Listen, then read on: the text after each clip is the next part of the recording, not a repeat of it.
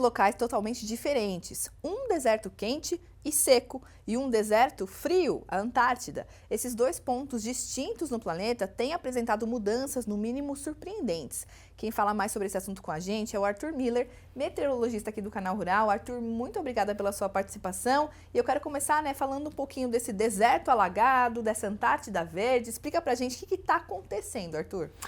Tá feia a coisa, Israel. Boa tarde, Boa obrigado. tarde. E uma boa tarde para você que nos acompanha aqui no Planeta Campo. Então, temos aí a situação, primeiro falando do Saara. O que acontece é que os oceanos estavam muito aquecidos e, consequentemente, a zona de convergência intertropical, a ZCIT, acabou se deslocando mais a norte do que costumeiramente ela fica, né? Então, o que acontece? Aí choveu onde não era para chover e, justamente por esse fator, é que a chuva vai chegar atrasada também no Mato Piba e na região nordeste para a implementação da safra 24-25. Agora, na Antártica, a situação está complicada, porque agora tivemos aí o pico, de aumento de gelo, passou o outono e o inverno e estava aí mais ou menos 17 milhões de quilômetros quadrados, sendo que normalmente era para estar com 20, ou seja, 3 milhões de quilômetros quadrados a menos de gelo. Para quem nos ouve, entender melhor o que isso significa, é praticamente uma Argentina derretida quando comparado aos mesmos períodos posteriores, ou seja, cada vez mais a gente está tendo recorde de degelo na Antártica. Consequentemente, o que acontece? Não tem gelo, a Terra fica exposta e aí um aumento da área verde. Inclusive, estudos mostram que nos últimos 40 anos a área verde na Antártica aumentou em quase 10 vezes, ou seja, a longo prazo a tendência é que chova mais em áreas que não é para chover e cada vez mais a Antártica fica verde. Quando a gente olha aqui no telão, isso aqui foi setembro, foi o segundo setembro mais quente, a gente tem um mapa de anomalia, onde está vermelho sobra calor e onde está azul estava mais frio. Como a gente pode ver na Antártica, o cenário ainda é muito quente. Na próxima tela, a gente vai ver o seguinte, a situação que a gente está ainda muito próximo do que foi o ano passado, muito além da marca da linha pré-industrial, que é essa linha aqui que serve como base, ou seja, apesar de estar um pouco mais frio que o ano passado, estamos ainda mais que 1,5 graus, ou seja, estamos ainda acima da meta do Acordo de Paris.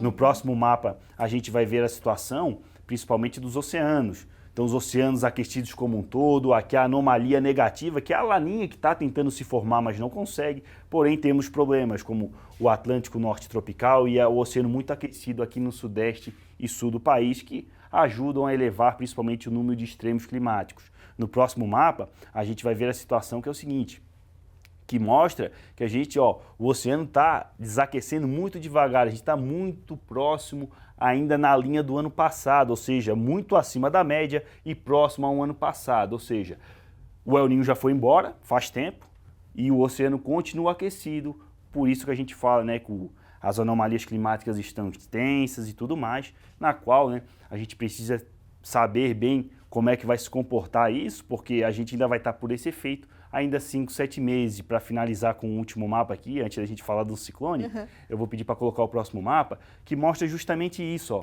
Isso aqui a gente está olhando para os últimos 800 mil anos, então é normal a Terra ter os seus ciclos naturais de carbono, o seu sobe e desce, mas o que eu chamo a atenção é que geralmente, quando tinha o seu pico máximo, era 300 partículas por milhão, e quando a gente está hoje, 420. Então, ou seja, por isso que a gente está enfrentando aí temperaturas mais elevadas quando comparado aí nos últimos anos, os últimos 800 mil anos. Então, é muita coincidência a gente ter um aumento de emissão de gás carbônico, os gases de efeito estufa, e a gente está tendo aí um aumento no número de eventos extremos. E aí, Muito interessante a gente ver esses dados científicos e essa série histórica, Arthur? Agora, falando um pouquinho do Brasil, tem previsão da chegada de um ciclone extratropical. O que a gente pode esperar?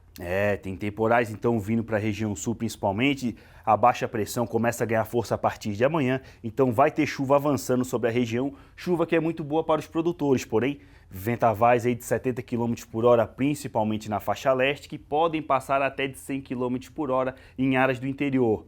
Região sudeste deve receber também um bom volume de chuva e os temporais devem começar a ocorrer a partir de quinta e sexta-feira, também aqui na faixa leste, com rajadas aí de 70 km por hora, podendo passar de 100 em áreas do interior. E isso vale para o centro-oeste, ou seja, pode ter temporais ainda principalmente aí de sexta, também para sábado.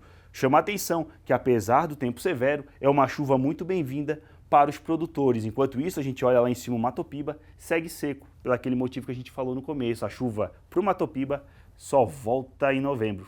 Tá certo. Arthur, obrigada pelas informações e pela sua participação aqui com a gente. Gael, é sempre bom estar aqui. Até uma próxima e uma boa tarde para você que nos acompanha. Boa tarde para você também, Arthur. Planeta Campo.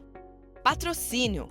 JBS. Há 70 anos alimentando o que alimenta o mundo. UPL, reimaginando a sustentabilidade. Apoio.